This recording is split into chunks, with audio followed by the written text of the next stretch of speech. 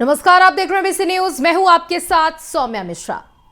भारतीय सेना में अब जवानों की भर्ती अग्निपथ स्कीम के जरिए करती है, लेकिन लोकसभा चुनावों में विपक्ष ने अग्निवीर योजना के मुद्दे को जोर शोर के साथ जनता के बीच उठाया।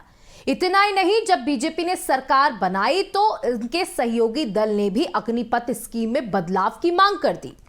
वहीं जिस दिन इस स्कीम को लागू किया गया था, तब से ये बात भी रक्षा मंत्रालय की तरफ से कही गई थी कि समय समय पर इसको रिव्यू किया जाएगा।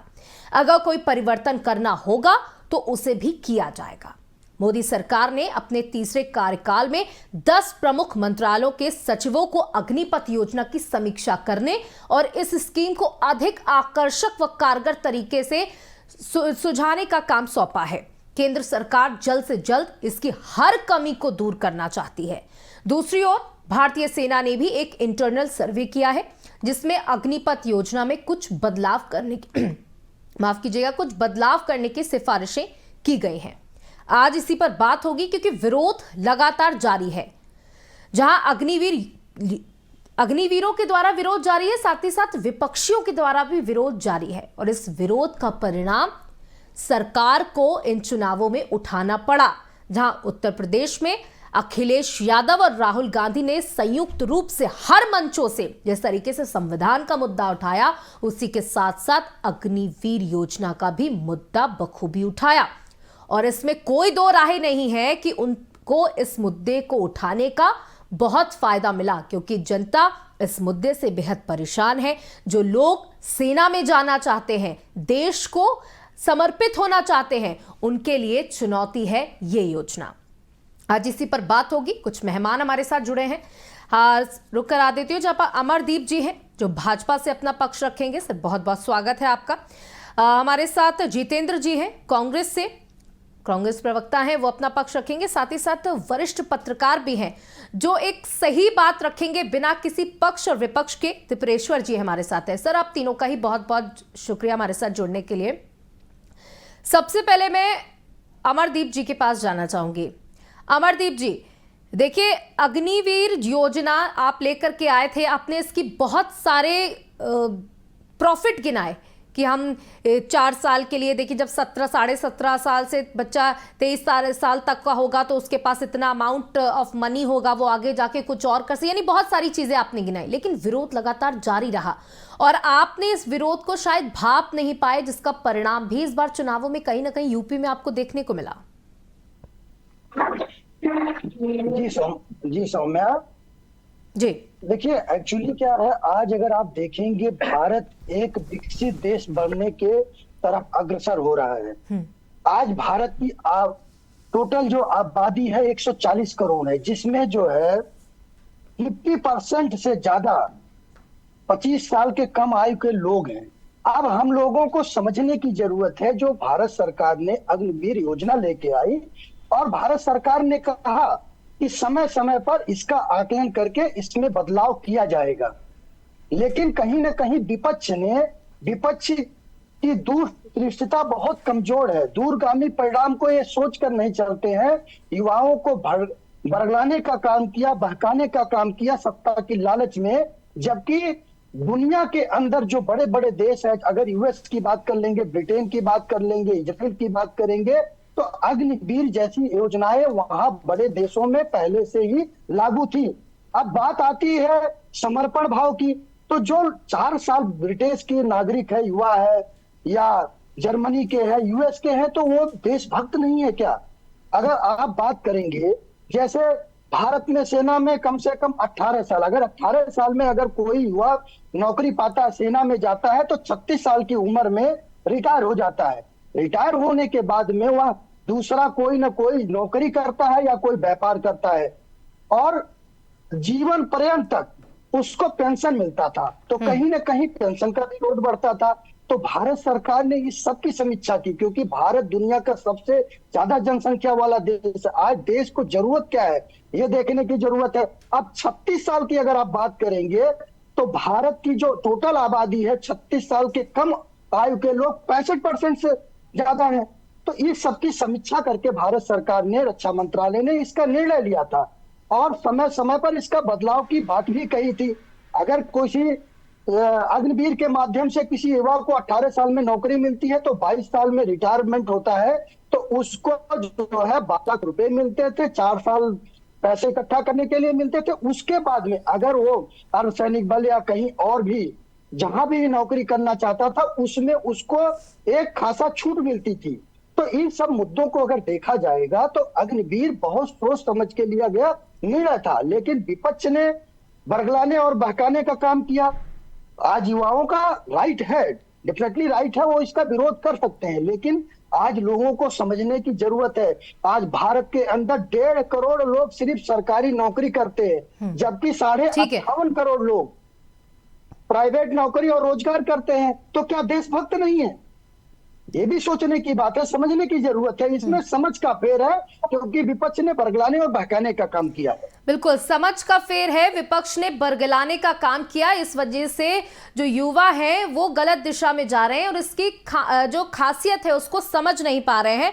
जितेंद्र जी, साफ तौर पर सरकार का कहना है कि हम युवा रखना चाहते हैं अपनी सेना को, इसलिए उम्र भी हमने कम रखी है। और जब एक युवा 4 साल की नौकरी करके, 4 साल तो आप हटा दीजिए क्योंकि 6 महीने तो ट्रेनिंग है, 3.5 साल की नौकरी करके निकलेगा तो उसके बाद तक उसके पास 11 से 11.5 लाख रुपए होंगे और उसके बाद वो आगे जाकर कहीं पर भी नौकरी कर सकता है। ये सरकार ने बताया है कि हम अपनी सेना को युवा रखना चाहते हैं, हमारी मंशा ये भी है। देखिए सौम्या जी, जी, अग्निवीर के 2 फायदे सरकार भी बता रही है, भाजपा के प्रवक्ता भी बता रहे हैं और आपने भी उन्हीं की बात को रिपीट किया है ना, कि हम युवा रखना चाहते हैं और हम 11 लाख रुपए दे रहे हैं कि वो घर लेके वापस चला जाएगा। सेना सिर्फ इसके लिए बनाई जाती है। मैं भाजपा के प्रवक्ता से पूछना चाहता हूं और सरकार के एक एक व्यक्ति से पूछना चाहता हूं कि क्या सेना का ये उत्तरदायित्व है? क्या आप सेना को इसलिए बनाए हैं? क्या किसी समय पंडित जवाहरलाल नेहरू जी ने इसलिए सेना का निर्माण किया, या डॉक्टर अम्बेडकर जी ने संविधान में जो लिख करके बनाया कि सेना को लड़ाई के लिए रखा जाएगा, सेना को देश की सुरक्षा के लिए रखा जाएगा, आज सिर्फ आप सेना का एक फायदा गिना रहे हैं कि 11 लाख रुपए लेके जाएगा। मतलब वहां पे भी आप नौजवानों को, युवाओं को सेना में भी 5 किलो राशन की तरह 2,000 रुपए जो दिया जाता है अकाउंट पे, उसकी तरह से आप 11 लाख रुपए का वो थमा रहे हैं। शर्म आनी चाहिए। सेना को सेना की तरह रहना चाहिए। लोगों ने सोच करके बनाया था उसको, बिल्कुल सही बनाया था। और मैं आपको कहना चाहता हूं, जो आप विपक्ष की बात कर रहे हैं ना, विपक्ष हमेशा, चाहे विपक्ष के राहुल गांधी रहे हो चाहे कोई भी रहा, उसने सही सोचा है। याद करिए कोरोना में जब प्रधानमंत्री झूला झूल रहे थे, उस समय राहुल गांधी जी ने देश को चेताया था कि देश में कोविड बहुत खतरनाक महामारी आने वाली है। मैं ये सिर्फ इसलिए कह रहा हूं भाजपा प्रवक्ता जी, जो आप कह रहे हैं विपक्षी दूरदर्शी सोच नहीं है, तो हमारी दूरदर्शी सोच है। जिस समय आपके मोदी जी झूला झूल रहे थे, उन्होंने सोचा भी नहीं था, उस समय राहुल गांधी जी ने चेताया था। भूमि अधिग्रहण बिल राहुल गांधी जी ने कहा था गलत है, गलत हुआ, आपने वापस लिया। हम भी कह रहे हैं, कांग्रेस के नेता भी कह रहे हैं, देश भी कह रहा है अग्निवीर गलत है, आपको अग्निवीर वापस लेना पड़ेगा। और सुनिए, आप ये वापस नहीं लेते, आपने ये जो फेंका है गोल ना, वो इसलिए फेंका है क्योंकि हिमाचल आप हारे हैं, हरियाणा में चुनाव है, हरियाणा में भी सबसे ज्यादा युवा सेना में जाता है। आप डर रहे हैं कि कहीं हरियाणा भी हम ना हार जाएं, इसलिए आप अग्निवीर वापस लेने के लिए जुमला फेंके हुए। हमारे साथ सपा प्रवक्ता भी जुड़ चुके हैं, यश भारती जी। सर आपका भी बहुत बहुत स्वागत है। देखिए, आज हम अग्निपथ योजना पर एक बार फिर से चर्चा कर रहे हैं, जहां पर इस योजना के आने के बाद से लगातार बवाल देखा गया। जो युवा अपने आप को तैयार कर रहे थे देश की सेवा के लिए, उनका मनोबल कहीं ना कहीं टूट गया कि सिर्फ 4 साल की नौकरी, उसमें भी 6 महीने आप ट्रेनिंग के निकाल दीजिए, 4 साल, उसके बाद अगर कुछ हो जाता है तो शहीद का दर्जा भी नहीं, तो मात्र 11,71,000 रुपयों के लिए सेना में जाएंगे। और देखिए, सेना जैसी नौकरी पूरी आत्मसमर्पण के साथ की जाती है, क्योंकि हम यहां पर किसी कंपनी में लैपटॉप लगाकर नहीं बैठने जा रहे, हम देश की सुरक्षा के लिए जा रहे हैं, सब कुछ छोड़ करके। यश भारती जी,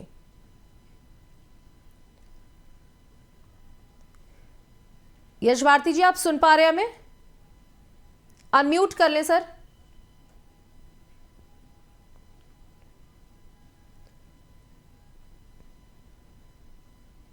जी जी बताएं। हाँ जी, मेरी आवाज आ रही है जी आपको? जी बिल्कुल आ रही है, बताएं। सौम्या जी, भारतीय जनता पार्टी के साथी की मैंने बात सुनी और वो विदेशों का उदाहरण दे रहे थे कि अग्निवीर योजना जो है वो विदेशों में भी है और विदेशों से हम ये मुझे लगता है ये इंस्पायर्ड हुए हैं और उसी के आगे बात लेते हुए इन्होंने देश में भी अग्निवीर योजना लाए। तो जब ईवीएम पे बात आती है तब ये तर्क क्यों इनके लिए कुतर्क हो जाता है कि दुनिया के सारे देश जितने हैं जो इलेक्ट्रॉनिक मशीन से अपनी वोटिंग कराते थे उन्होंने सब ने बैलेट पेपर की तरफ आ गए। तो अच्छा अच्छा गप करना चाहते हैं अपने हिसाब से और बाकी को थू थू करना चाहते हैं। तो भाई विदेशों से अगर आप इंस्पायर्ड हो रहे हैं, विदेशों से आकर्षित हो रहे हैं, उनकी चीजें आपको अच्छी समझ में आ रही है, तो दुनिया में जो सब देशों ने इलेक्ट्रॉनिक मशीन बंद कर दी है सबसे पहले उसको बंद कर दीजिए। दूसरी बात, ये जो बात कर रहे हैं इनको देखिए सेना का आकर्षण पता नहीं है, क्योंकि ये तो क्या है वो आरएसएस वाले लोग हैं जो सुबह उठते हैं अंधेरे में कि कोई इनको देख ना ले, डंडा पीछे छुपा के पकड़ते हैं और जैसे ही उजाला होता है वापस घर के अंदर भाग जाते हैं। पहले ये हाफ पैंट पहनते थे, विदेशी वेशभूषा थी, अब फुल पैंट पहनते हैं वो भी विदेशी वेशभूषा है और स्वदेशी होने का ढोल मचाते हैं जबरदस्ती। तो ये क्या है, दिखावे की योजनाएं अलग चलाते हैं, इनकी किसी तरह कोई तैयारी नहीं होती। देश का सैनिक जो होता है, जो नौजवान होता है, वो अपने शौर्य को जीना चाहता है, देश के लिए अपना सर्वोच्च निछावर करना चाहता है, केवल आर्थिक योजना के लिए नहीं चाहता है वो। और वो अधिकार इन्होंने छीन लिया उनसे, जो श्रद्धेय नेताजी श्री मुलायम सिंह जी ने रक्षा मंत्री रहते हुए जो दिया था कि अगर देश के अंदर कोई भी सैनिक शहीद हो जाता है तो उसका पार्थिव शरीर उसके घर में, गांव में पूरे सम्मान के साथ में, राजकीय सम्मान के साथ में आएगा और उसका सारा कार्यक्रम होगा। लेकिन इन्होंने वो अधिकार छीन लिया अग्निवीर योजना के माध्यम से। अब वो अगर शहादत देता है तो उसको शहीद नहीं माना जाएगा और उसके साथ में किसी भी तरीके का वो सम्मान नहीं दिया जाएगा जो शहीद के साथ होता है। तो सबसे बड़ा सम्मान तो वो छीनने का काम दिया जिसकी कल्पना ये भारतीय जनता पार्टी के लोग कर नहीं सकते, क्योंकि भारतीय जनता पार्टी के राष्ट्रीय कार्यालय में रक्षा सौदे में दलाली करने का काम भारतीय जनता पार्टी के राष्ट्रीय अध्यक्ष करते हैं। तो ये दलाल लोग ये समझ नहीं सकते कि सैनिकों के लिए क्या शौर्य और सम्मान हो सकता है, जो वीर गति को प्राप्त हो जाते हैं उनके घर वालों के लिए क्या सम्मान का विषय होता है, उस ग्रामीण क्षेत्र के लिए, उस जिले के लिए क्या शहादत का सम्मान होता है। दूसरी बात, जो पक्की नौकरी के सवाल है, आज भारतीय जनता पार्टी किसी भी क्षेत्र में पक्की नौकरी देने में असमर्थ है, चाहे वो शिक्षा क्षेत्र में हो, चाहे वो सैनिक क्षेत्र में हो या किसी भी क्षेत्र में हो। ये केवल कच्ची नौकरी देने का काम कर रहे हैं। अब देश की रक्षा भी जो है वो कच्ची नौकरी के माध्यम से होगी। अब सोचिए बड़ी टेक्निकल चीजें होती है, टैंक चलाने की बात आती है, जो टैंक चलाते हैं वो अधिकारियों के लिए तो इन्होंने ये योजना नहीं लगाई कि 4.5 साल में अधिकारियों के लिए तो वही योजना चलती है कहानी। सिर्फ जो निचले स्तर के सैनिक हैं जो जमीन पे काम करते हैं उनके लिए योजना लेकर के आए।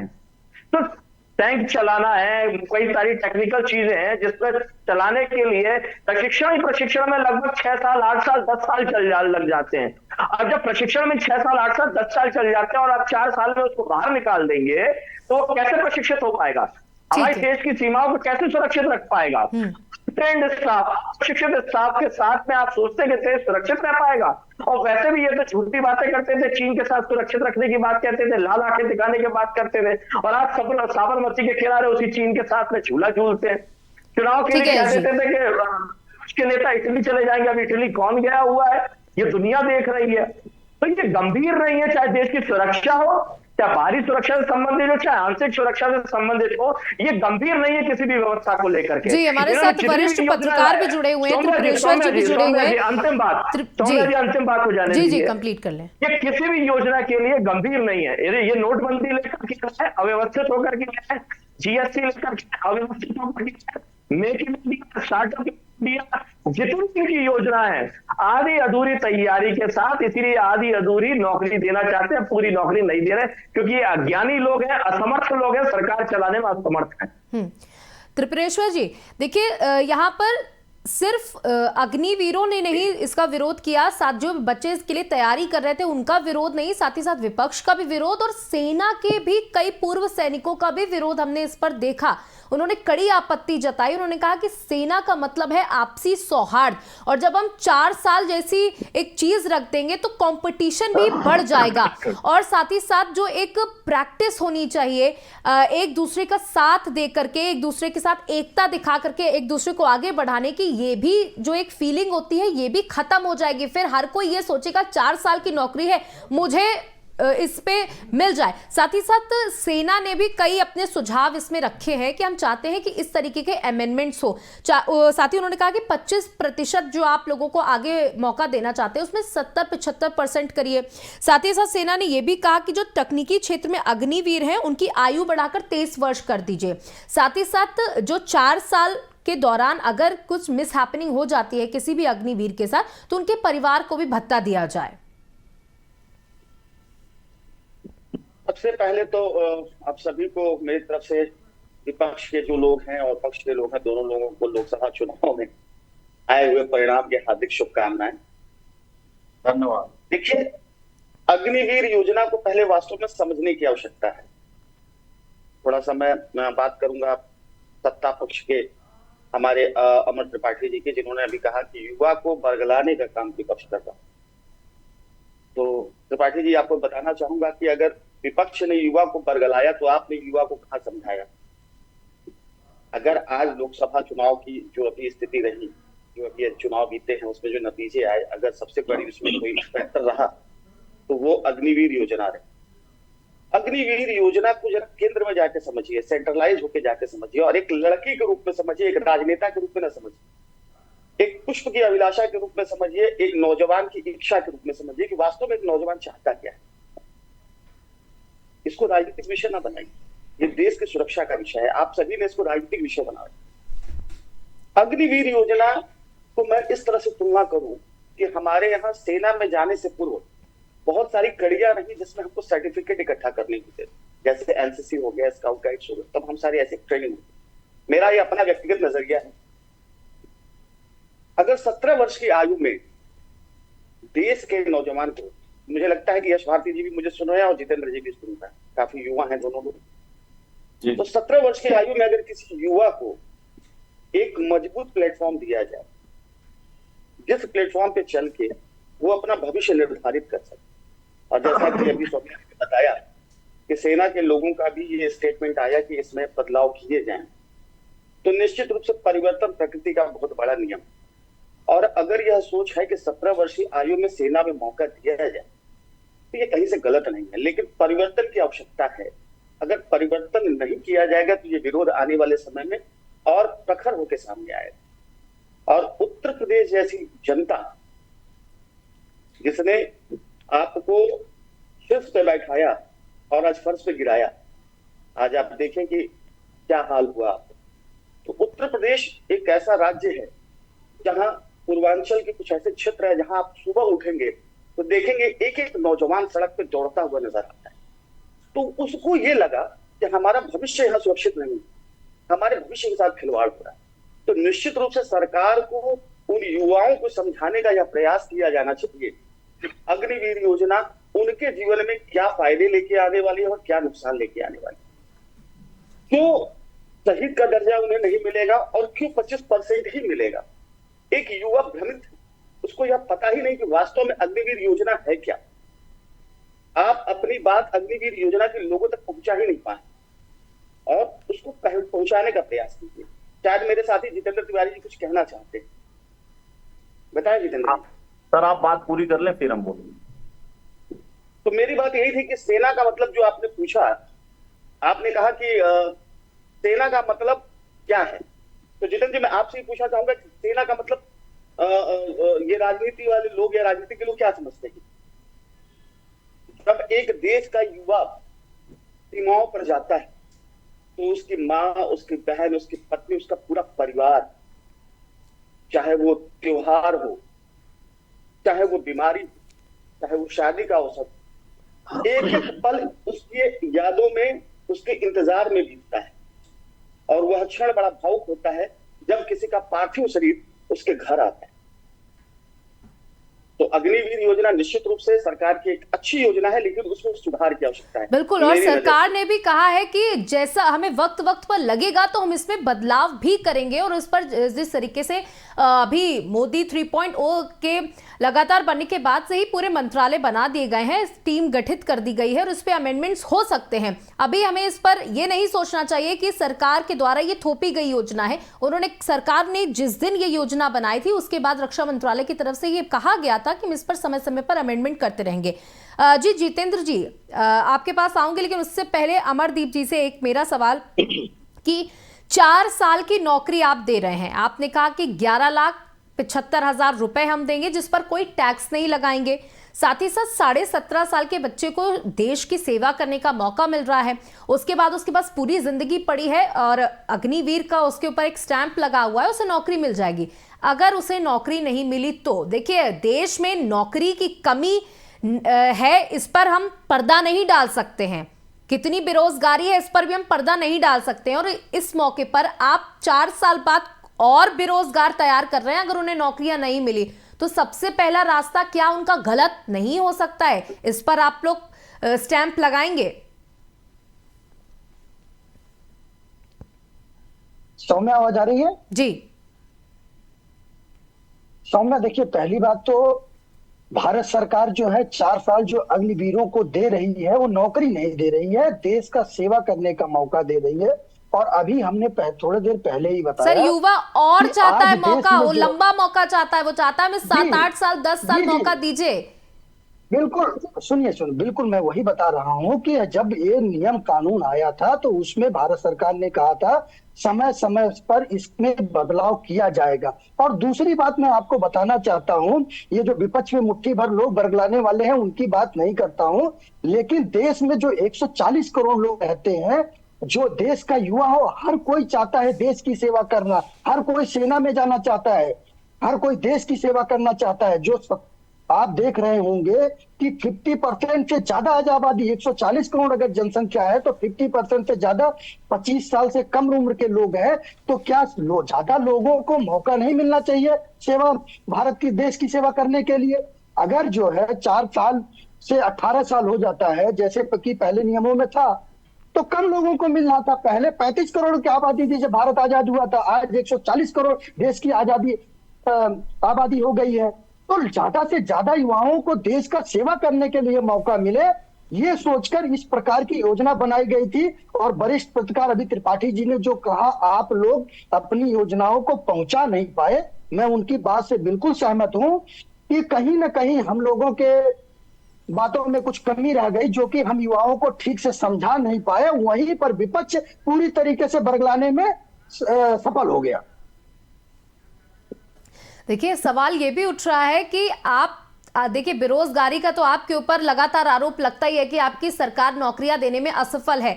तो क्या इस योजना के माध्यम से आप ये सोच रहे हैं कि नौकरी दे दीजिए, 4 साल बाद हटा दीजिए, यानी कि आपको लंबे वक्त, देखिए पेंशन से तो आपको हमेशा से दिक्कत रही, आपने पेंशन प्रणाली पर भी लगातार सवाल उठाए और ये साफ भी किया कि क्योंकि हम पेंशन नहीं देना चाहते, इस तरीके के हम प्रावधान तैयार कर रहे हैं अग्निपथ योजना के तहत। सौम्या, देखिए, अगर आप बेरोजगारी की बात करेंगे तो 10 साल पहले 2014 के पहले इस देश के अंदर रोजगार, सरकारी नौकरी और व्यापार करने वाले लोग प्राइवेट कंपनियों में सबको अगर आंकड़ा मिलाएंगे तो 40.5 करोड़ था, जो कि आज 58.5 करोड़ हो गया है। तो जिस प्रकार से भारतीय जनता पार्टी के सरकार में नौकरियां डेवलप आज देश में हो रही हैं, दुनिया पर बेरोजगारी का दर अगर मापेंगे तो भारत सबसे कम स्तर पर, सबसे न्यूनतम स्तर पर है। तो देश और दुनिया के अगर आकलन करेंगे तो भारत की मंदी के दौर में बहुत बेहतर है। जितेंद्र जी, क्या कहना चाह रहे हैं आप? अभी भाई साहब ने बात किया वो न्यूनतम स्तर वाली, आया है कि महंगाई जो है वो सब महीने अपना ही रिकॉर्ड तोड़ा। मतलब मोदी सरकार के जो रिकॉर्ड रहा है महंगाई का, वो मोदी सरकार 0.2 की, मोदी सरकार की 30 ने जो है रिकॉर्ड तोड़ा है। मेरा ये कहना है, देखिए, सेना को, जैसा हमारे वरिष्ठ पत्रकार त्रिपाठी जी बोल रहे थे, मैं उससे अपनी बात को जोड़ना चाहता हूं कि सेना को आप एकदम से नौकरी तो बोलिए ही मत। जब 17 साल का नौजवान तैयारी करना शुरू करता है ना गांव में, वो सबसे पहले अपना सीना फुलाता है, 56 इंच करना चाहता है। वो नाप के लिए नहीं करना चाहता है, वो ये दिखाना चाहता है कि हमारे छाती में इतना दम है कि हम सेना में जा रहे हैं। हर किसी में वो दम नहीं होता है। आप डॉक्टर बनना चाहते हैं, अपने बेटे को, खासकर आप ये समझिएगा, आप अपने बेटे को डॉक्टर बनाना चाहते हैं, इंजीनियर बनाना चाहते हैं, आप अपने बेटे को IAS PCS बनाना चाहते हैं, लेकिन मुझे लगता है सेना में हर कोई भेजना चाहता है। बिल्कुल। और जिस दिन उसकी ज्वाइनिंग का लेटर आता है, उसे ये पता होता है कि मुझे शहीद होना पड़ेगा। ये भाग्य उसका कि वो नहीं शहीद हुआ, नौकरी पूरी करके घर वापस आ गया, और उस शहीदी में वो गर्व महसूस करता है। आज भी अपने गांव में, अपने शहर में, अपने मोहल्ले में, अपने कस्बे में जाइए तो कहा जाता है ये शहीद के पिता हैं, गर्व महसूस किया जाता है, उस शहीद के पिता का सम्मान किया जाता है। आप भी राजनीतिक दल से, हम भी राजनीतिक दल से हैं, शहीद नहीं मिलते तो शहीद के पिता का बाकायदे मंच पे सम्मान किया जाता है। उस सेना की बात की जा रही है। उस सेना की बात को आप सिर्फ इससे खत्म कर दें कि हम नौकरी दे रहे हैं, हम युवा जोड़ रहे हैं, ये बिल्कुल गलत। देखिए, शहीद का दर्जा भी तो नहीं दे रहे हैं ना, ये भी एक बहुत बड़ी बात है। जैसा आपने कहा कि शहीद के पिता हैं, एक जो आपने बात कही, इसमें शहीद का दर्जा भी नहीं दिया जा रहा है। यही मैं कहना चाहता हूं कि सेना में जाते ही इसलिए हैं कि हमें गर्व महसूस होगा, हमारे परिवार को गर्व महसूस होगा। कल को हम नहीं रहेंगे, हमारी पत्नी सड़क पे निकलेगी तो उसे ये लोग कहेंगे कि शहीद की पत्नी जा रही है। हमारे पास में एक पिता और पुत्र दोनों शहीद हुए, गांव के लोगों ने मिलकर के उनके नाम पे स्कूल खोला है। इसलिए लोग सेना में जाते हैं। इसलिए नहीं जाते हैं कि भाजपा की नौकरी बता सकें, या भाजपा के लोग नरेंद्र मोदी जी ये बता सके कि हम आपको 4 साल नौकरी के लिए दे रहे हैं या 11 लाख रुपए दे रहे हैं। ये बिल्कुल नहीं बोलना चाहिए। अग्निवीर योजना पूरी तरह से गलत है, और उसका परिणाम आपने भोगा है दूसरी इस कार्यकाल में। इस वजह से आप तीसरी कार्यकाल शुरू होते ही इसमें रिवाइज की बात कर रहे हैं। धन्यवाद है, अच्छा है, राहुल गांधी जी ने आपको इतना मजबूर किया और देश की जनता ने मजबूर किया कि आप इसके बारे में सोच रहे हैं। सोचना चाहिए, जब भी आप जग जाएं तब भी हम ये मानेंगे कि दुरुस्त आए। और अगर आप अग्निवीर योजना को कैंसिल करते हैं या इसको बेहतर बनाते हैं तो हम भारतीय जनता पार्टी को, नरेंद्र मोदी को धन्यवाद देंगे। आप इसको गुजरात वालों की तरह व्यवसायिक मत बनाइए। यश भारती जी, देखिए, आप लगातार इस मुद्दे को उठाते हुए आ रहे हैं। अखिलेश यादव ने भी इस मुद्दे को बखूबी उठाया, हर मंच से उठाया। क्या चाहते हैं आप इसमें, किस तरीके के अमेंडमेंट्स होने चाहिए, क्या है विपक्ष का सुझाव? सौम्या जी, ये जो पूरा विषय है अग्निवीर का, ये देश की सुरक्षा से संबंधित है, जैसा मैंने पिछली बार भी कहा था। और इसको कच्ची नौकरी और पक्की नौकरी में हम लोग नहीं ले रहे हैं। हम लोग इसको देख रहे हैं कि जो वीर सैनिक शहीद होता है, जो शहादत देने को तैयार है, उसके सम्मान से जोड़ करके देख रहे हैं। क्या उसका सम्मान बच पा रहा है? उस बात के लिए अमरदीप जी कुछ नहीं कह पा रहे हैं। उसको सम्मान दे पा रहे हैं? अभी जैसे हमारे साथी ने बात की, क्या उसके परिवार को वो सम्मान मिल पा रहा है जिसका वो हकदार है? उसको वो सुविधाएं मिल पाएंगी जो वो जब चला जाएगा इस दुनिया से? मैंने जो बात कही कि जो उसको वीर शहीद की दर्जे के साथ में जो उसका पार्थिव शरीर आना चाहिए, क्या वो भारतीय जनता पार्टी की सरकारें दे पा रही है? तो ये सारे सम्मान की लड़ाई है। सम्मान के लिए व्यक्ति जीता और मरता है, कमा तो कैसे भी लेगा। ये भारतीय जनता पार्टी, और मैंने देखिए दूसरा दुखद विषय ये है कि भारतीय जनता पार्टी ने यहां भी अमीर और गरीब का फर्क कर दिया। जिनके लिए अग्निवीर योजना लाई गई है वो ज्यादातर ग्रामीण क्षेत्रों से आर्थिक रूप से कमजोर लोग रहते हैं, जिनके मन में देश के प्रति ज्यादा सम्मान रहता है, इसीलिए सेना में भर्ती होते हैं। इन्होंने अधिकारी वर्ग की नहीं लिया, जिस अधिकारी वर्ग में ज्यादातर शहरी और अमीर लोगों के बच्चे जाते हैं। ये फर्क इन्होंने कर दिया। और दूसरा बड़ा, ये कौन सी भारतीय जनता पार्टी सरकार है जिसका अभी 3.0 गठन हुआ है? वहां देश के सैनिकों को आप 7वीं और 8वीं पंक्ति में बैठाते हो और अपने व्यापारी साथियों को पहली और दूसरी पंक्ति में बैठाते हो। यही सम्मान समझना नहीं चाहते हैं। जिस दिन ये सेना के सम्मान, देश के सम्मान, और ये लोग वो लोग हैं जिन्होंने तिरंगे का अपमान करने का काम किया, तिरंगों को अपनाने के लिए अस्वीकार करने की बात की लगातार, वो आरएसएस के लोग जिनके कार्यालय पर 3 युवकों ने, हिंदू युवकों ने, सनातनी युवकों ने, जिनके ठेकेदार बनते हैं, जब राष्ट्र ध्वज लहरा दिया तो उनके ऊपर अपराध कायम करने का काम किया और राष्ट्रीय कार्यालय तिरंगा नहीं फहरा पाए।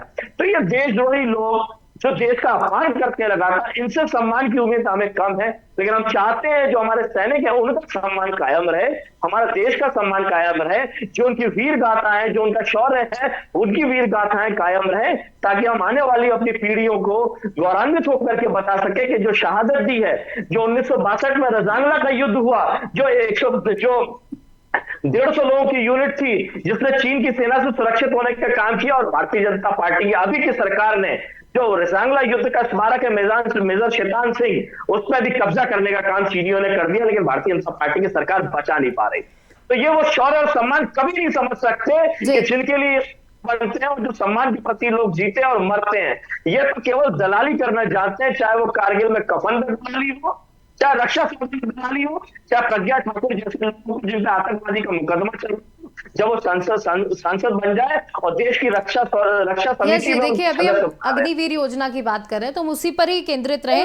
पूरा रक्षा से संबंधित है, पूरा मसला रक्षा से संबंधित है, देश के सम्मान से संबंधित है, और उसमें किसी तरीके का कोई समझौता नहीं होना चाहिए। त्रिपुरेश्वर जी, देखिए जो यश जी ने एक बात कही उससे मैं भी सहमत हूं, जो ये जो कैटेगरी में डिवाइड किया गया है, ऊंच नीच की भावना, सेना में इस तरीके की भावनाओं की कोई जगह नहीं है। ये खुद सैनिकों ने इस बात को कहा कि अगर इस तरीके की योजनाएं आती हैं तो सैनिकों में ये भावना ही खत्म हो जाएगी, कंपटीशन की भावना बढ़ जाएगी, साथ ही साथ उनको ये लगने लगेगा कि 3.5 साल की नौकरी है, इसको जल्दी जल्दी खत्म करो और यहां से निकलो।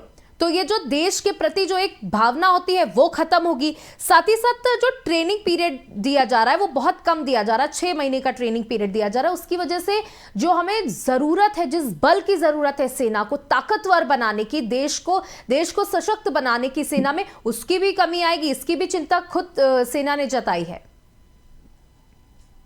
सौम्या जी, एक पत्रकार होने के नाते जमीनी हकीकत पे मैंने जब जो शहीद में लोग हुए, पिछली बार जो पुलवामा का अटैक हुआ या बाकी जो घटनाएं हुई कार्यकाल, तो जमीनी स्तर पर जब हम उस परिवार के बीच में जाते हैं, क्षेत्रीय जनता के बीच में जाते हैं, तो 2 चीजें देखने को मिलती है। कहते हैं कि देखने से ही उत्साह में और जोश में वृद्धि होती है। भारत गांव में बसता है और सेना के जो जवान है वो गांव से आते हैं। अगर आप प्रतिशत उठा के देखें तो गांव के नौजवान जो है, जैसा कि हमारे साथी जितेंद्र तिवारी जी ने कहा, कि एक जज्बा लेके आते हैं, एक उम्मीद लेके आते हैं, एक सपना लेके आते हैं, एक विश्वास लेके आते हैं कि हाँ, हमें पैसे नहीं कमाने, हमें देश के लिए कुछ करना है, ये भावना लेके आते हैं। हम अपने त्रिपाठी जी से कहना चाहेंगे, मुझे हंसी आ रही थी, इन्होंने कहा कि हमारे शासन काल में बेरोजगारी दर कम हुई। सर, आपको बेरोजगारी दर कम करने के लिए नहीं लाया था लोगों ने, आपको बेरोजगारी खत्म करने के लिए चुना गया है। 2014 और 2019 का वो आलम आप याद करिए, जब आप कहते थे कि हर हर मोदी और घर घर मोदी। पिछली बार तूफान था, इस बार सुनामी है, और इस बार आप विकल्प चुने गए थे। आप उस विश्वास के विकल्प चुने गए थे जो अविश्वास भारत की जनता ने पिछले कई वर्षों से झेला था। आपको एक नया रूप में लोगों ने देखा था। आज जब बाहर निकलते और रोजगार की विषय पर चर्चा होती है तो लोग कहते हैं कि सर क्या हम पढ़ के पकौड़ी तलेंगे। अयोध्या जैसे मामले में MBA, BTech, MTech करने वाले छात्रों ने जब वहां ढोलक बजाए, ताल बजाए और वहां जो उत्साह दिखाया, उनके वीडियोस पे जो कमेंट्स आए, मेरे पास आज भी वो सारे वीडियोस पड़े हुए हैं, वो ये थे कि भाजपा सरकार क्या इन बच्चों का जो MBA कर रहे हैं या ये जो सेना की तैयारी कर रहे हैं या ये कर रहे हैं, क्या इनके भविष्य के साथ न्याय कर पा रही है। ये आत्मबंधन का विषय है, ये आपके स्वयं के चिंतन का विषय है। अगर आज विपक्ष जो पिछली बार कहीं दूर दूर तक नजर नहीं आ रहा था, आज आपके सामने बैठ के आपसे बात कर रहा है, तो इसकी वजह आप है, क्योंकि आप जनता की उम्मीदों पर, जनता के सपनों पर, जनता के वादों पर खड़े नहीं पड़े। और जनता ने इस बात को आपको स्पष्ट रूप से संकेत दिया। युवा को रोजगार चाहिए, सैनिक को सम्मान चाहिए। सैनिक का पद, आप यकीन मानिए कि आज भी गांव में, क्षेत्र में या लोगों के बीच में जब एक सैनिक आता है तो उसको यह समझकर कि यह वह व्यक्ति है। जब हम अपने घरों में दिवाली मनाते हैं तो ये सीमा पर हमारे देश की सुरक्षा करता रहता है। ये वो है जब हम घर में होली खेलते हैं, ये खून की होली खेलने को तैयार रहता है। ये वो है जिसको अपने परिवार की चिंता नहीं होती, इसको अपने देश की चिंता होती है। ये वो है जिसकी वजह से आप अपने घरों में महफूज बैठे हुए। बिल्कुल सैनिक, बिल्कुल हमारे देश की सेनाएं लगातार 24 घंटे, गर्मी सर्दी बरसात, जब इस समय तापमान लगातार बढ़ रहा है, हम अपने घरों में AC और कूलर के अंदर बैठे हुए हैं, उस वक्त सेना तपती गर्मी में भी वहां पर मौजूद है, और जब हम प्रचंड ठंड में अपने घर में अपने बच्चों के साथ गर्म अंगीठी ताप रहे होते हैं, उस वक्त भी सैनिक बॉर्डर पर मौजूद होता है देश की रक्षा के लिए। इसलिए इसको एक महज नौकरी के तौर पर मत देखें, इसको एक भावना के तौर पर देखें। अमरदीप जी, देखिए लगातार आप पर सवाल उठ रहे हैं और इस योजना को लागू किए हुए वक्त हो गया है, लेकिन इस पर सवाल उठना बंद नहीं हुए हैं। तो कहीं ना कहीं इस पर कोई ना कोई बात, तो आप कह रहे हैं कि विपक्ष जो है वो भ्रमित करने की कोशिश कर रहा है। चलिए, विपक्ष ने बाद में भ्रमित करना शुरू किया, लेकिन इस चीज को समझते हुए युवाओं ने इसका विरोध किया, खुद पूर्व सैनिकों ने इसका विरोध किया। तो क्या इसको हर बार आप राजनीतिक मुद्दा बना के इन चीजों को टाल देंगे? चाहे वो एमएसपी वाले मुद्दे पे हो, तब भी आप लोगों ने इसी तरीके से किया। अग्निपथ का मुद्दा है, तब भी आप इसी तरह से कर रहे हैं। नीट पेपर की इतनी बड़ी धांधली हो जाती है एनटीए जैसी संस्थानों पर, आप कहते हैं कि कोई धांधली नहीं हुई, कोई पेपर लीक नहीं हुआ, जबकि साक्ष्य सोशल मीडिया पर मौजूद हैं। फिर आप जांच भी कराते हैं, फिर आप उसमें सुरक्षा की भी बात कहते हैं, लेकिन विपक्ष बरगला रहा है। अमरदीप जी, देखिए सौम्या, सेना जो है राजनीतिक विषय नहीं हो सकता, देश का युवा राजनीतिक विषय नहीं हो सकता है। देश के युवाओं के लिए, सेना के लिए भारतीय जनता पार्टी और भारत सरकार हमेशा संवेदनशील थी और हमेशा रहेगी।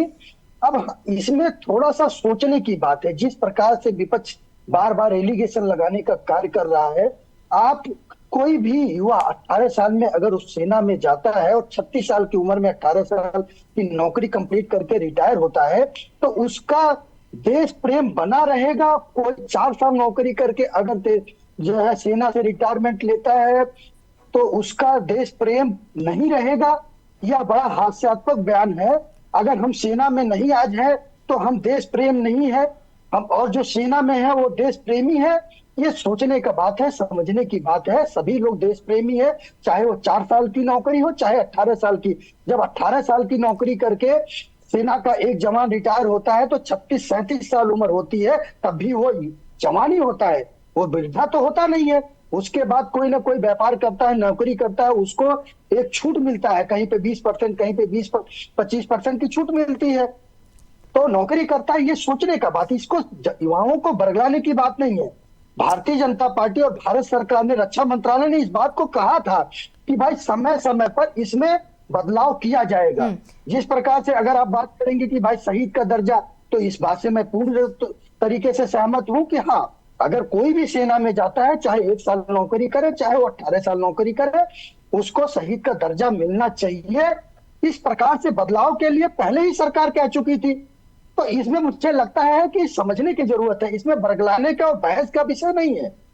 सर, बदलाव के बारे में कहा तो गया था, लेकिन बदलाव अभी तक हुआ नहीं, इसलिए चर्चा अभी भी जारी है। अगर बदलाव हो गया होता तो चर्चा समाप्त हो गई होती।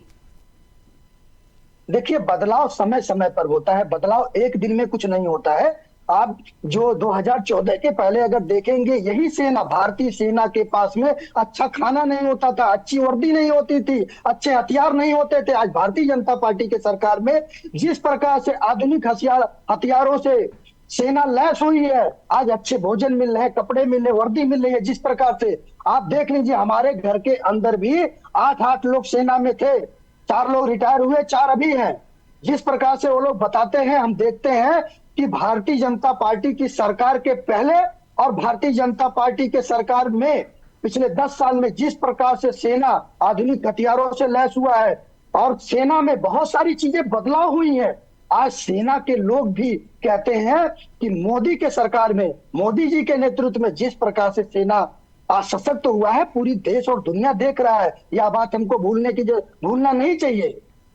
सर देखिए, अगर आप कह रहे हैं कि सेना सशक्त हुई है तो हमें इस पर गर्व है। अगर हमारी सरकारें, देखिए सरकार लाई क्यों जाती है कि डिपार्टमेंट्स को मजबूत किया जाए, देश की सेना को मजबूत किया जाए, और अगर आपकी सरकार में ऐसा हुआ है तो इस पर अपनी पीठ थपथपाने की जरूरत नहीं है, ये आपका कर्तव्य भी है। और जिन्होंने नहीं किया, ये उनकी गलती है, उसको भी हम मानते हैं और आपकी चीजों को कहते भी हैं। लेकिन अभी हम बात अग्निपथ योजना की कर रहे हैं, और जैसा आपने कहा कि जो देश का युवा है वो देश प्रेमी नहीं होगा। लेकिन सर, यहाँ पे बहुत सारी चीजें हैं जहां पर आप 4 साल की नौकरी दे रहे हैं, 4 साल में जो देश प्रेम की भावना ही है वो भी जागृत नहीं हो पाएगी। जो बच्चा वहां पर गया है, 17.5 साल का युवा वहां पर गया है, वो सोचेगा जल्दी जल्दी नौकरी निपटा और यहां से चलो। जो एक एकता की भावना, वो खुद सैनिकों ने भी इस बात को कबूल किया है। यश जी, आप कुछ कहना चाह रहे थे इस बीच। सौम्य, आपके बात का जवाब दूंगा जी, आपके बात का जवाब दूंगा। क्या विपक्ष चाहता है कि बाकी लोग जो सेना में नहीं जाते हो देश प्रेमी ना हो? जो देश का युवा, एक आज भारत युवाओं का देश है। अगर मान लीजिए 18 साल की सेना में बहाली हो जाती है, जो लोग नहीं जा पाते हैं, क्योंकि आज 50% से ज्यादा भारत में युवा है, बहुत सब लोग तो जा नहीं सकते हैं। पूरे देश के युवा भारतीय सेना में तो जा नहीं सकते हैं। जो लोग नहीं जाएंगे तो वो क्या देश प्रेमी नहीं बनेंगे? ये बहुत बड़ा विषय है।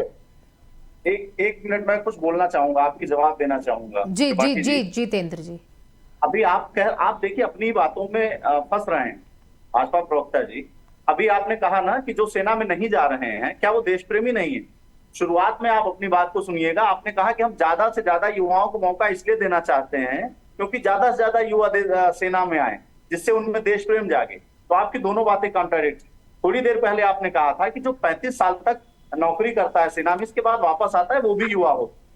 उसके पहले आपने कहा था कि युवा, हम चाहते हैं कि ज्यादा से ज्यादा युवा जो है नौकरी में रहे, इसलिए 4 साल देते हैं क्योंकि वो 4 साल यानी 21-22 साल के बाद वो युवा नहीं रह जाता है भाजपा के हिसाब से। इसलिए हम ज्यादा से ज्यादा मौका दे रहे हैं कि युवा आए। तो दोनों अलग अलग बात है। मैं इसलिए ये बात कह रहा हूं, आपको मैं धन्यवाद देना चाहता हूं सौम्या जी और आपके चैनल को कि आपने इतनी महत्वपूर्ण बात पे डिबेट बुलाई। कल ही एक वायरल हुआ है पत्र कि अग्निवीर जैसी योजना ही उत्तर प्रदेश पुलिस में लेके आ रहे थे। मैं आपको उसकी सच्चाई बताता हूं। बिल्कुल, ये चुनाव के पहले का मामला था और ये सच है कि अग्निवीर जैसी योजना ये लेके आ रहे थे। बाकायदे मंत्रालय से कहा गया कि डीजीपी से कि पुलिस में जाकर के मामले को इसको समझें कि किस तरीके से इसको किया जाए, लागू करने की पूरी तैयारी थी। चूंकि उसमें से कोई एक अच्छा इंसान था, कोई एक अच्छा व्यक्ति था, कोई एक ऐसा अधिकारी था जो अच्छा था, उसने पत्र को वायरल कर दिया। उसको ये पता था, उसको ये एहसास हुआ कि ऐसा नहीं होना चाहिए पुलिस। और चुनाव के बाद ये मामला आया। चुनाव के बाद चूंकि इनके सीटें नहीं आई हैं, इनको जवाब मिला अग्निवीर का, इसलिए ये दबाव में है। इसलिए तत्काल डीजीपी कार्यालय से एक लेटर फिर से आता है कि ऐसा कुछ नहीं है, हम सलाह ले रहे थे। उसको आप देखिए, उसमें चतुर्थ श्रेणी के कर्मचारियों को भर्ती किया जाता है संविदा पे, ठीक है। फिर आप उसमें मिनिस्ट्रियल भर्ती लिख करके देते हैं। दोनों शब्द बहुत अलग। चतुर्थ श्रेणी को आप द्वितीय श्रेणी लिख करके दे दीजिए तो हम मान सकते हैं।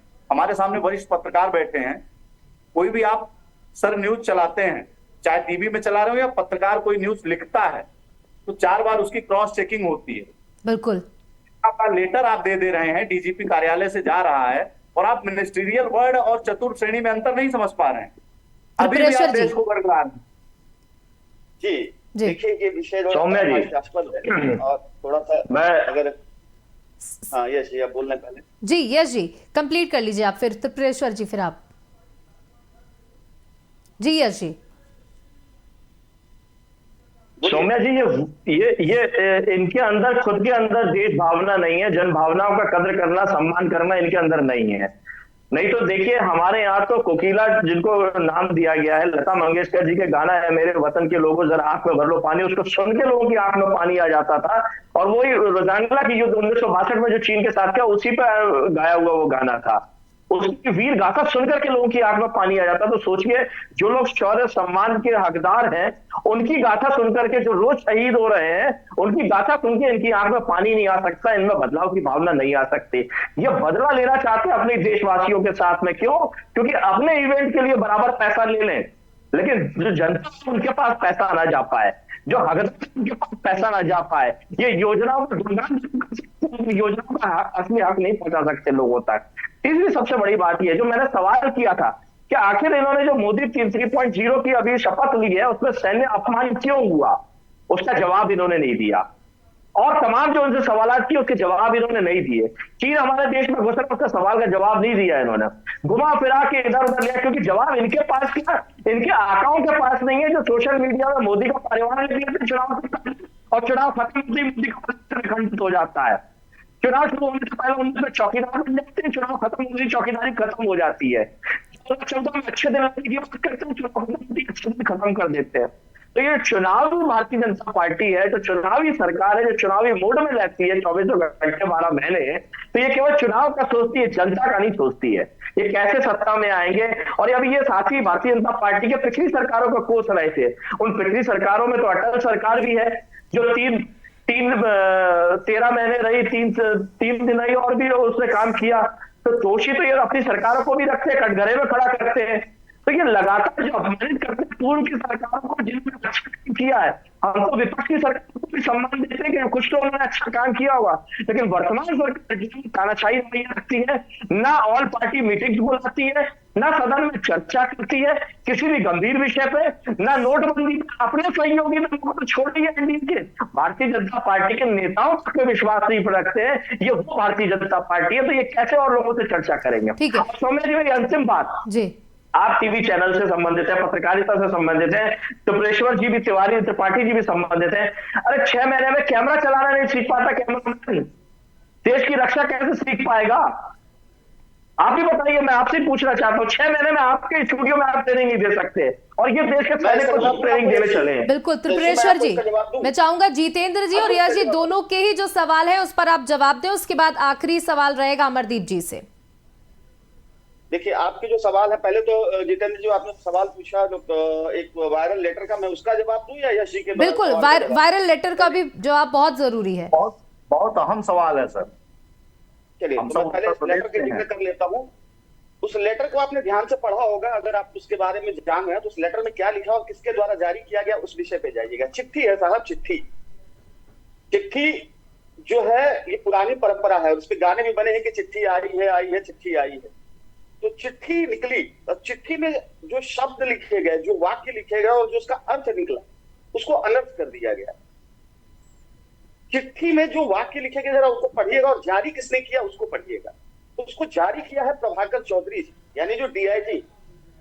पुलिस में एक विंग होती है स्थापना विभाग, जिसके ये डीआईजी हैं, और इन्होंने आउटसोर्सिंग की मांग की कि हमारे यहाँ लोड बहुत ज्यादा है और जितने पद हमारे यहाँ रिक्त हैं, जो हमारे यहाँ सृजित हैं, गवर्नमेंट नौकरियों में पद सृजित होते हैं कि इतने पद हमारे यहाँ ऑलरेडी रिजर्व हैं।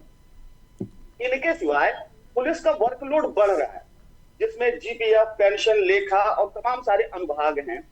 उस अनुभाग को देखने के लिए हमें आउटसोर्सिंग करनी चाहिए, हमें कुछ ऐसे लोगों को लेके आना चाहिए जो इन पदों को देखें। और इसके लिए इन्होंने अपने सारे वरिष्ठ अधिकारियों को एक पत्र जारी किया, क्योंकि अभी अभी जो चुनाव हुए हैं उसमें भाजपा की जो हालत हुई है उससे कहीं ना कहीं सूबे के मुख्यमंत्री भी नाराज हैं। सूबे के मुख्यमंत्री धड़ाधड़ नौकरियों के सृजन और सारी चीजें करते हैं। एक तरफ तो पुलिस परीक्षा का पेपर लीक हो जाता है, दूसरा ये मेडिकल परीक्षा का पेपर लीक हो जाता है। तो मुखिया तो चाहते हैं कि ढेर सारा जो है पद सृजन हो जाए, ढेर सारी नौकरियां आए। अब विपक्ष को मुद्दा क्या मिलता है कि विपक्ष कहता है कि भैया एक लेटर ये वायरल हो गया। अब या तो आपके मुख्यमंत्री, आपके माननीय सपा के जो अध्यक्ष जी हैं, उनको न जाने कौन सा ऐसा गुप्तचर उन्होंने विभाग में डाल रखा है कि चुनाव के समय उनको आके बता देता है कि साहब चुनाव खत्म होगा। सर अपनी बात को जल्दी कहिएगा, समय की कमी है, 1 मिनट में चाहूंगी आप अपनी बात को कंक्लूड करें प्लीज। तो कुल मिला जुला करके ये जो लेटर जारी हुआ, इसमें डीजीपी प्रशांत कुमार जी ने इसको निरस्त किया। क्यों निरस्त किया? क्योंकि वो दबाव में थे, और जब लेटर को ही निरस्त कर दिया तो अपनी बात को खत्म करना चाहते थे। चाहते ही नहीं थे कि इस विषय पर कोई बात की जाए, कोई चर्चा की जाए, इस विषय को आगे बढ़ाया जाए। क्योंकि अभी अभी हाल में चुनाव के परिणाम आए हैं, चुनाव के परिणाम की वजह से भाजपा कहीं ना कहीं बैकफुट पर खड़ी है, क्योंकि यह मामला सूबे के मुख्यमंत्री योगी आदित्यनाथ जी से जुड़ा हुआ है। दूसरी चीज, यश जी की जो बात थी, यश जी ने जो कहा कि इन्होंने जो बात बोली थी, उस विषय में मुझे सिर्फ इतना कहना है यश जी की, देखिए भारत का जो नौजवान है या ये सत्ता पक्ष के जो लोग हैं, इन लोगों का जो भी रहा समीकरण, आज आप विपक्ष की सबसे बड़ी पार्टी बनके इसलिए आए कि भारतीय जनता पार्टी अपने कहे हुए वादे को पूरा नहीं कर पाई, इसलिए बेतहाशा रूप से आज भारतीय जनता पार्टी को मुंह की खानी पड़ी। और अगर भविष्य में भी सुधार नहीं होगा तो वह दिन दूर नहीं कि आप केंद्र तक पहुंचे और आपकी सरकार बने। बिल्कुल, तो देखिए एक समझदार विपक्ष का काम है कि सही मुद्दों को बखूबी उठाना, और अगर वो मुद्दे सॉल्व हो जाते हैं तो उसको वहीं पर खत्म कर देना। ये अपनी राजनीति चमकाने का मतलब नहीं होना चाहिए। अमरदीप जी, आखिरी सवाल, क्या अग्निपथ योजना से उत्तर प्रदेश में आपको नुकसान हुआ? आप इस चीज को एक्सेप्ट करते हैं या नहीं? सौम्या देखो, पहले बात मैं जवाब देना चाहूंगा। जो समाजवादी पार्टी के प्रवक्ता कह रहे थे, ये जब सत्ता में थे इसी उत्तर प्रदेश में, आज देश की बात करते हैं, देश के प्रेम की बात करते हैं, उत्तर प्रदेश में जब सरकार में थे, महिलाओं का कट्टा लगा के दुपट्टा खींचने का काम समाजवादी पार्टी के गुंडे करते थे। ये तो अरे भैया विषय अग्निवीर अमरदीप जी देखिए, मेरा जो सवाल है मैं चाहूंगी उसका जवाब दें। अब समाजवादी पार्टी की चर्चा किसी और दिन हो जाएगी। सुन लीजिए, अरे सुनिए भाई, जवाब क्या है? दूसरी आप लोग वाजिब सवाल से भाग जाते हैं। अमरदीप जी, हाँ या ना बताइए, उत्तर प्रदेश में आपको नुकसान हुआ अग्निपथ योजना से या नहीं? जवाब ले लीजिए। यश जी प्लीज जवाब सुन लीजिए। अरे जवाब सुन लीजिए। यश जी जवाब सुन लीजिए। अरे भाई जवाब सुन लीजिए। देखिए, पहले भी मैं कह रहा था कि भारत सरकार ने कहा था कि समय समय पर इसमें अमेंडमेंट होगा, बदलाव किया जाएगा, और एक बार फिर मंथन का दौर चल रहा है। अग्निवीर में क्या बेहतर किया जा सकता है, भारतीय जनता पार्टी के सरकार में, भारत सरकार के द्वारा किया जाएगा, जो युवाओं के लिए बेहतर होगा, उस पे भारत सरकार निर्णय लेगी, उसमें अमेंडमेंट होगा, उसमें कार्रवाई होगी, उसमें सुधार। तो अभी जो सुधार नहीं हुआ उसका नुकसान हुआ या नहीं, इसका अभी तक आपने जवाब नहीं दिया। हाँ या ना में जल्दी से बोलिए, हाँ या ना, 5 सेकंड है। चलिए, आप इसका जवाब नहीं देने वाले हैं। अमरदीप जी, त्रिपुरेश्वर जी, जितेंद्र जी, यश जी, बहुत बहुत शुक्रिया हमारे साथ जुड़ने के लिए। तो आज का ये मुद्दा बेहद जरूरी अग्निपथ योजना के तहत, जहां इस योजना में बदलाव करने की बेहद जरूरत है या नहीं, इस पर चर्चा हो रही है। सरकार का ये कहना है कि हम समय समय पर इस पर बदलाव करते रहेंगे, लेकिन अभी तक एक भी बदलाव सामने नहीं आया है।